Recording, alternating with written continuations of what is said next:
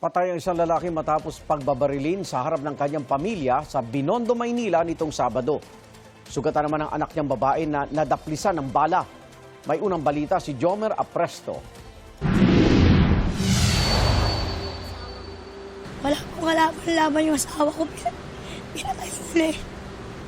Nag-iwan ng matinding trauma sa pamilya ni alias Aldrin nang sinapit niya nang pinagbabaril siya ng dalawang lalaki sa Barangay 275, Binondo, Maynila madaling araw nitong Sabado.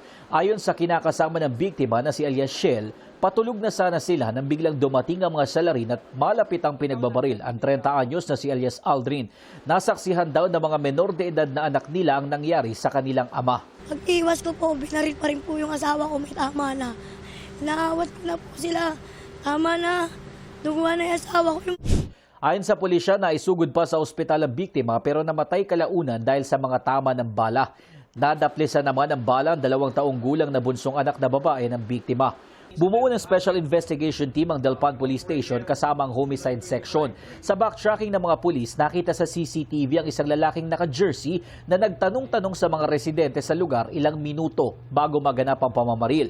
Maya-maya, naglakad siya papasok ng eskinita papunta kung saan nakatira at nagtitinda ang biktima. Actually, tinanong pa nung asawa ng biktima yung lookout kung anong kailangan, kung bibili ba. Hindi naman sumagot, umalis. Then, after ng ilang minuto, may dumating ng 2 lalaki. Ang lalaking naka-jersey nakitang lumabas na eskinita kasama ang isang gunman na nakasuot ng jacket at sombrero. Kasunod nila ang pangalawang shooter na nakasuot ng itim na sombrero at dilaw na t-shirt. Makalipas ang ilang oras, naaresto ang lalaking naka-jersey. Ayon sa pulisya, tukoy na rin nila ang pagkakakilanlan ng 2 gunman na ngayon tinutugis pa. Ang gulong may kinalaman sa illegal na droga ang tinitingnan ng pulisya na motibo sa pamamaril. Kasi base sa report na nakuha namin, itong biktima ay gumagamit ng droga.